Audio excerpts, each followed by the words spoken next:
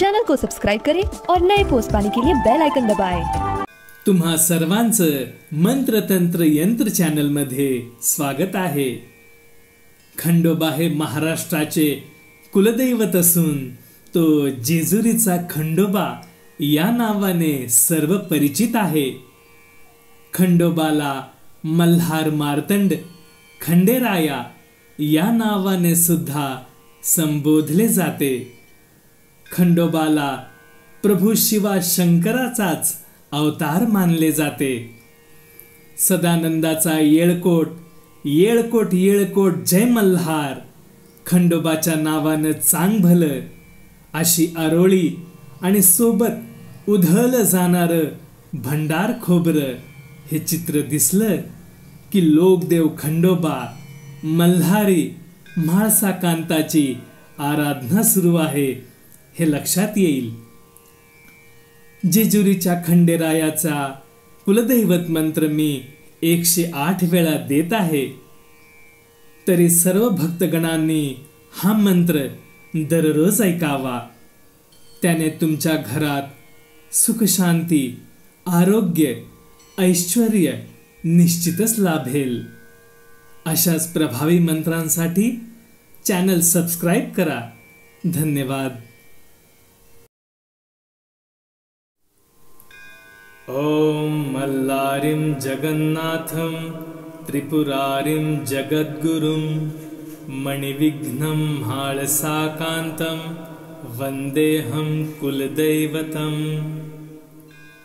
ओम मल्लारिं जगन्नाथं त्रिपुरारिं जगद्गुरुं मणिविघ्नं म्हाळसाकान्तं वन्देऽहं कुलदैवतम्।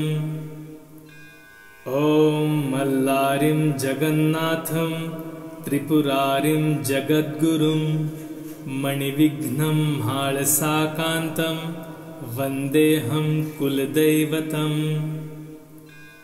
ओम मल्लारिं जगन्नाथं त्रिपुरारिं जगद्गुरुं मणिविघ्नं म्हाळसाकान्तं वन्देऽहं कुलदैवतम्।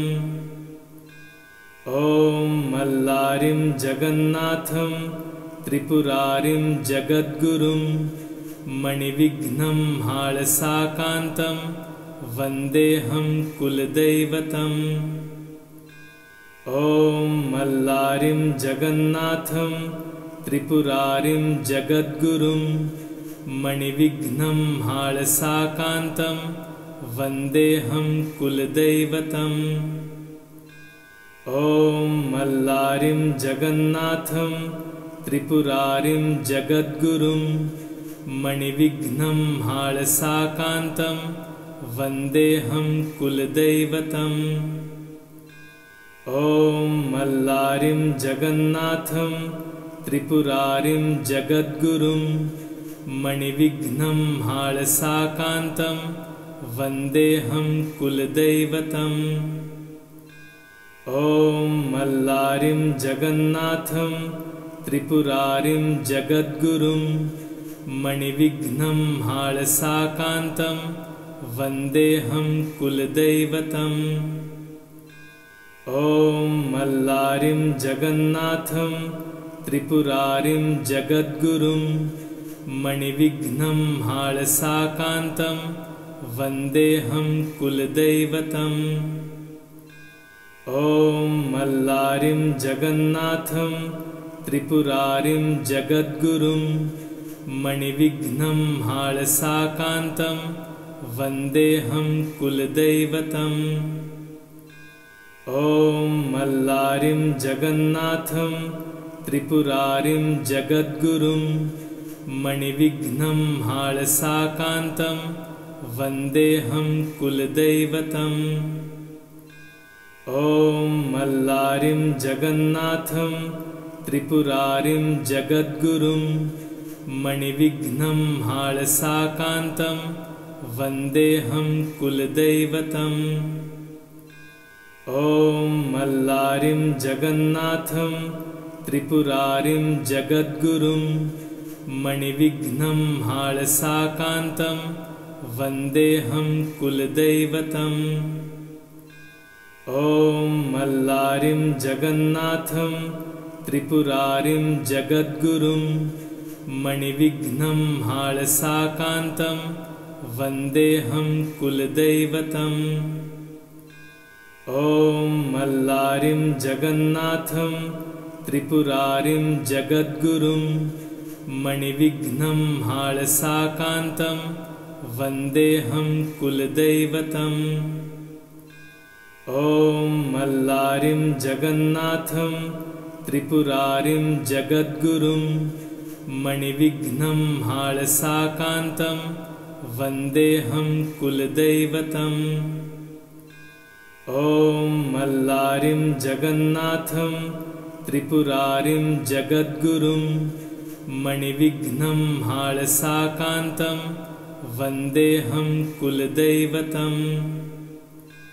ॐ मल्लारिं जगन्नाथं त्रिपुरारिं जगद्गुरुं मणिविघ्नं हाळसाकान्तं वन्देऽहं कुलदैवतम्।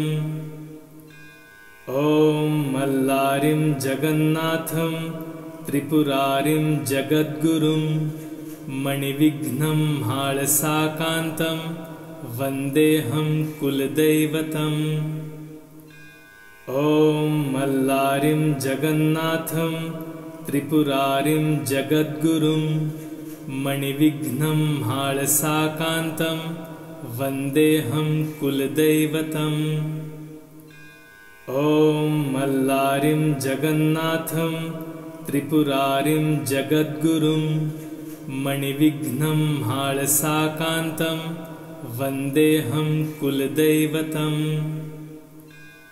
ॐ मल्लारिं जगन्नाथं त्रिपुरारिं जगद्गुरुं मणिविघ्नं हाळसाकान्तं वन्देऽहं कुलदैवतम्।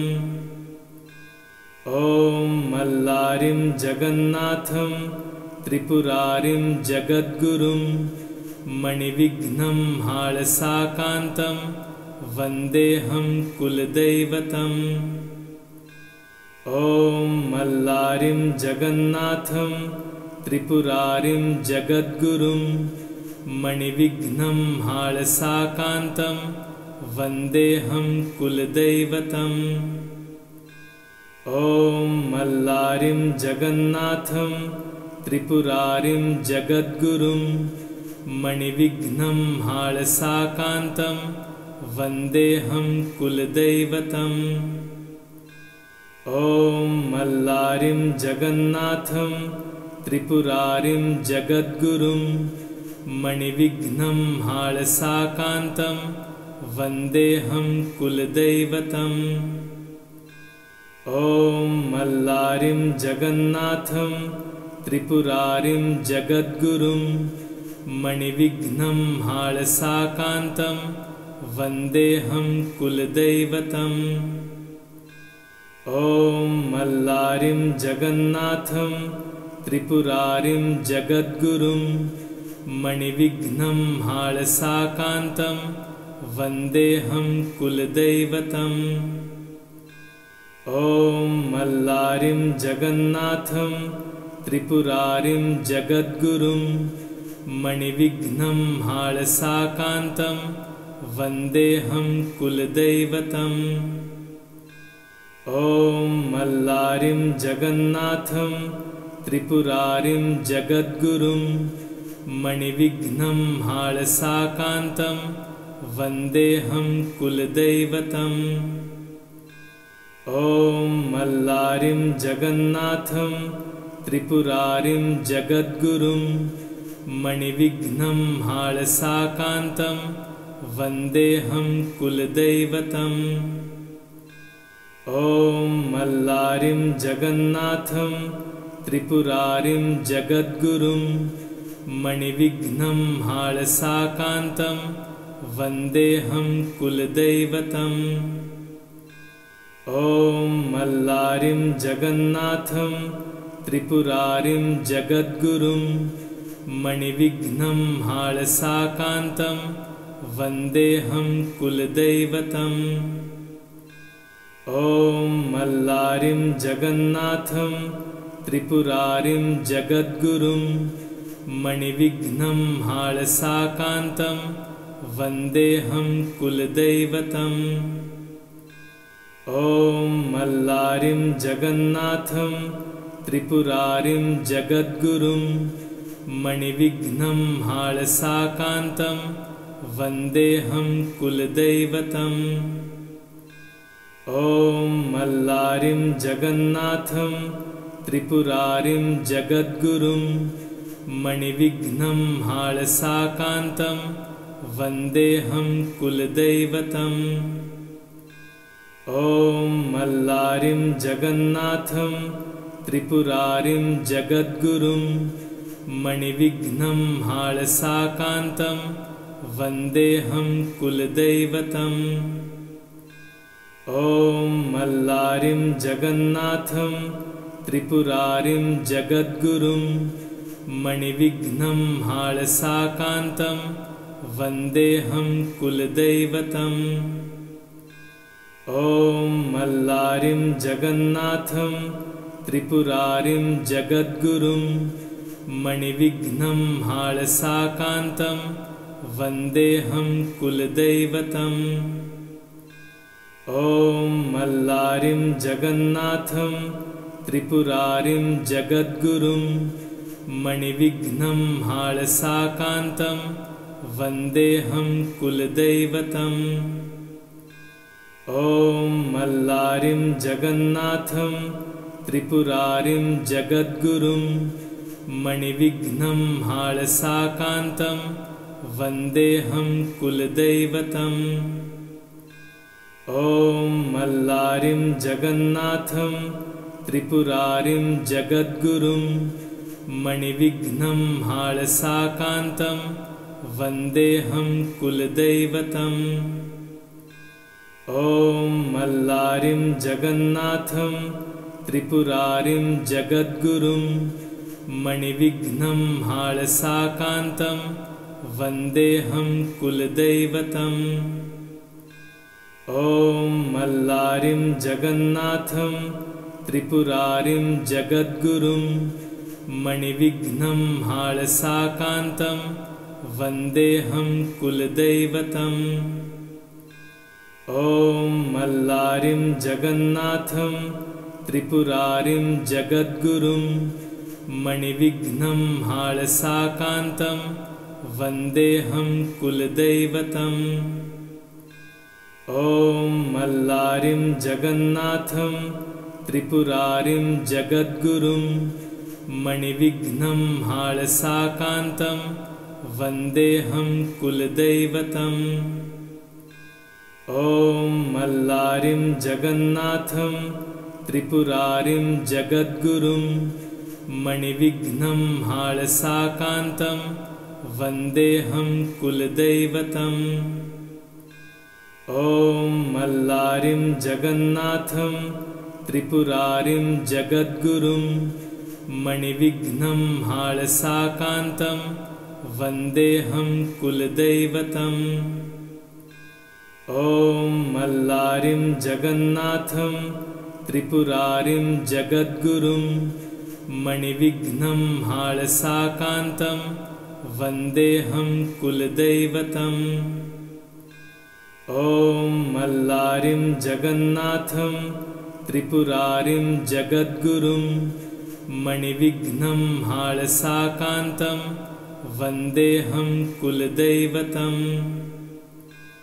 ॐ मल्लारिं जगन्नाथं त्रिपुरारिं जगद्गुरुं मणिविघ्नं हाळसाकान्तं वन्देऽहं कुलदैवतम्। ॐ मल्लारिं जगन्नाथं त्रिपुरारिं जगद्गुरुं मणिविघ्नं हाळसाकान्तं वन्देऽहं कुलदैवतम्। ॐ मल्लारिं जगन्नाथं त्रिपुरारिं जगद्गुरुं मणिविघ्नं हाळसाकान्तं वन्देऽहं कुलदैवतम्। ॐ मल्लारिं जगन्नाथं त्रिपुरारिं जगद्गुरुं मणिविघ्नं हाळसाकान्तं वन्देऽहं कुलदैवतम्। ॐ मल्लारिं जगन्नाथं त्रिपुरारिं जगद्गुरुं मणिविघ्नं हाळसाकान्तं वन्देऽहं कुलदैवतम्। ॐ मल्लारिं जगन्नाथं त्रिपुरारिं जगद्गुरुं मणिविघ्नं हाळसाकान्तं वन्देऽहं कुलदैवतम्। ॐ मल्लारिं जगन्नाथं त्रिपुरारिं जगद्गुरुं मणिविघ्नं हाळसाकान्तं वन्देऽहं कुलदैवतम्। ॐ मल्लारिं जगन्नाथं त्रिपुरारिं जगद्गुरुं मणिविघ्नं हाळसाकान्तं वन्देऽहं कुलदैवतम्। ॐ मल्लारिं जगन्नाथं त्रिपुरारिं जगद्गुरुं मणिविघ्नं हाळसाकान्तं वन्देऽहं कुलदैवतम्। ॐ मल्लारिं जगन्नाथं त्रिपुरारिं जगद्गुरुं मणिविघ्नं हाळसाकान्तं वन्देऽहं कुलदैवतम्। ॐ मल्लारिं जगन्नाथं त्रिपुरारिं जगद्गुरुं मणिविघ्नं हाळसाकान्तं वन्देऽहं कुलदैवतम्। ॐ मल्लारिं जगन्नाथं त्रिपुरारिं जगद्गुरुं मणिविघ्नं हाळसाकान्तं वन्देऽहं कुलदैवतम्। ॐ मल्लारिं जगन्नाथं त्रिपुरारिं जगद्गुरुं मणिविघ्नं हाळसाकान्तं वन्देऽहं कुलदैवतम्। ॐ मल्लारिं जगन्नाथं त्रिपुरारिं जगद्गुरुं मणिविघ्नं हाळसाकान्तं वन्देऽहं कुलदैवतम्। ॐ मल्लारिं जगन्नाथं त्रिपुरारिं जगद्गुरुं मणिविघ्नं हाळसाकान्तं वन्देऽहं कुलदैवतम्। ॐ मल्लारिं जगन्नाथं त्रिपुरारिं जगद्गुरुं मणिविघ्नं हाळसाकान्तं वन्देऽहं कुलदैवतम्। ॐ मल्लारिं जगन्नाथं त्रिपुरारिं जगद्गुरुं मणिविघ्नं हाळसाकान्तं वन्देऽहं कुलदैवतम्। ॐ मल्लारिं जगन्नाथं त्रिपुरारिं जगद्गुरुं मणिविघ्नं हाळसाकान्तं वन्देऽहं कुलदैवतम्। ॐ मल्लारिं जगन्नाथं त्रिपुरारिं जगद्गुरुं मणिविघ्नं हाळसाकान्तं वन्देऽहं कुलदैवतम्। ॐ मल्लारिं जगन्नाथं त्रिपुरारिं जगद्गुरुं मणिविघ्नं हाळसाकान्तं वन्देऽहं कुलदैवतम्। ॐ मल्लारिं जगन्नाथं त्रिपुरारिं जगद्गुरुं मणिविघ्नं हाळसाकान्तं वन्देऽहं कुलदैवतम्। ॐ मल्लारिं जगन्नाथं त्रिपुरारिं जगद्गुरुं मणिविघ्नं हाळसाकान्तं वन्देऽहं कुलदैवतम्। ॐ मल्लारिं जगन्नाथं त्रिपुरारिं जगद्गुरुं मणिविघ्नं हाळसाकान्तं वन्देऽहं कुलदैवतम्।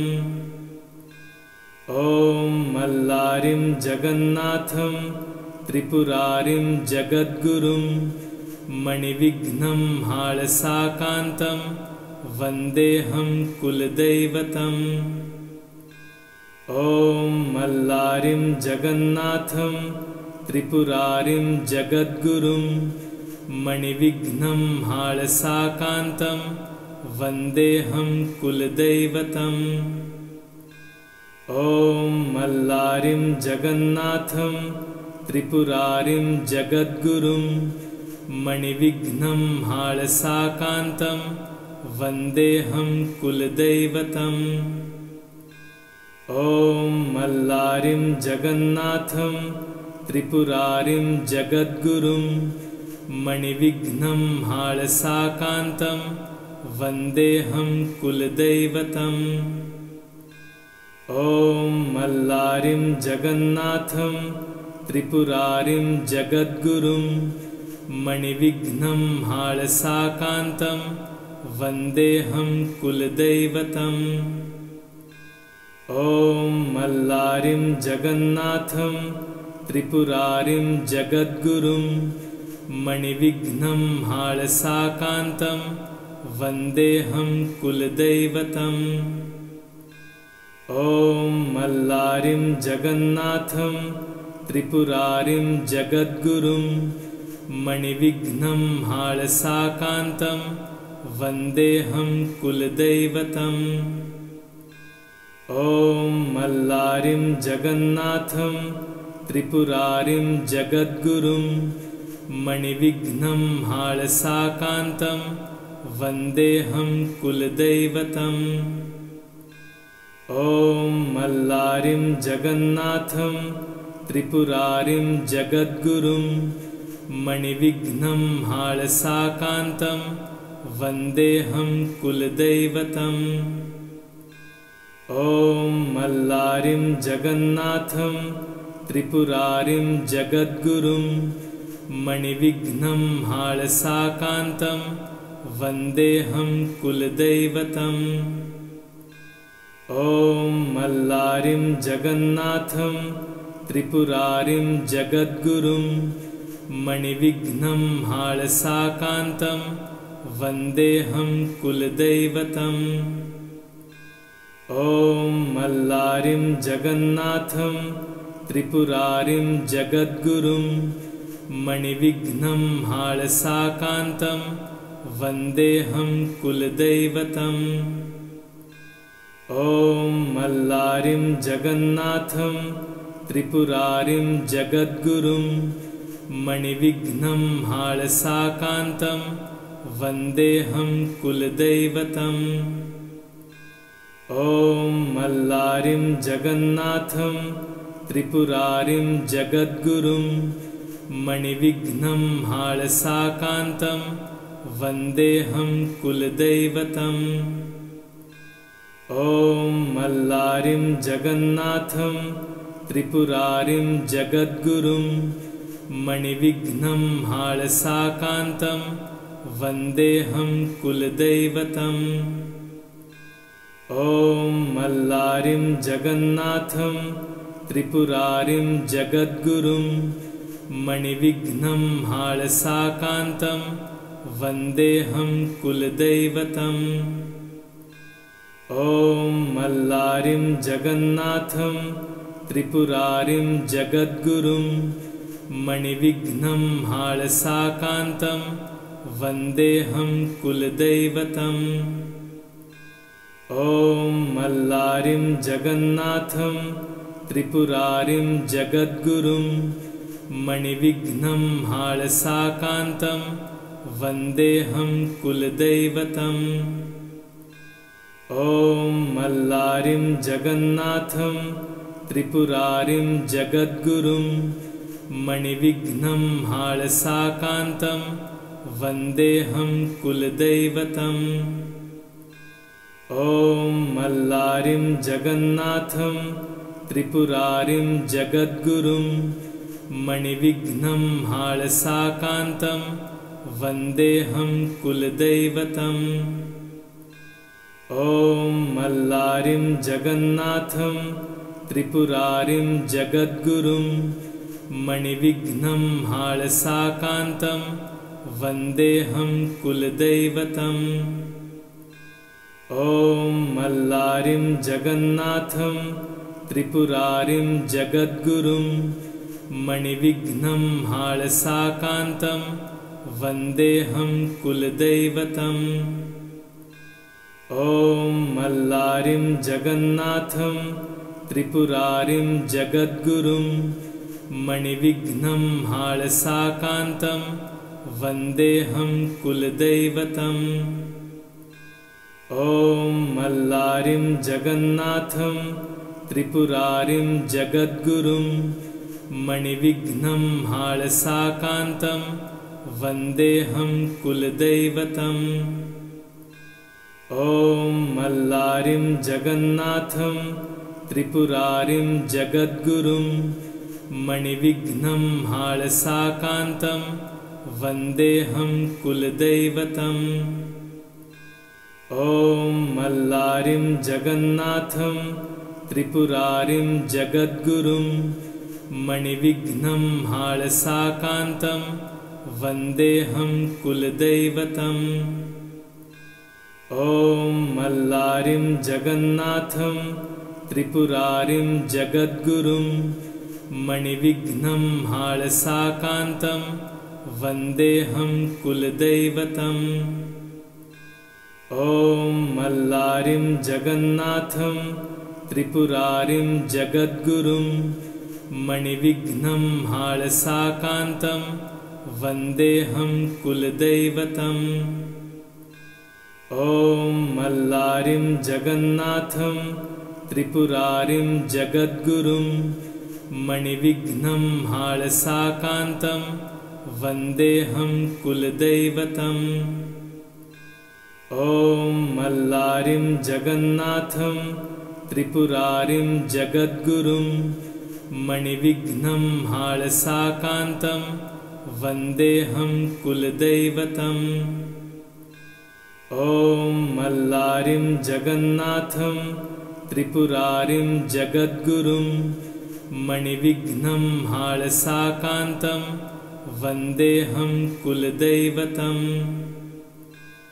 ॐ मल्लारिं जगन्नाथं त्रिपुरारिं जगद्गुरुं मणिविघ्नं हाळसाकान्तं वन्देऽहं कुलदैवतम्।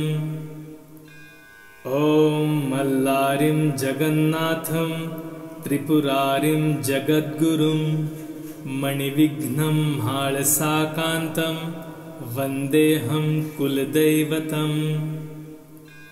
ॐ मल्लारिं जगन्नाथं त्रिपुरारिं जगद्गुरुं मणिविघ्नं हाळसाकान्तं वन्देऽहं कुलदैवतम्। चैनल को सब्सक्राइब करें और नए पोस्ट पाने के लिए बेल आइकन दबाएं।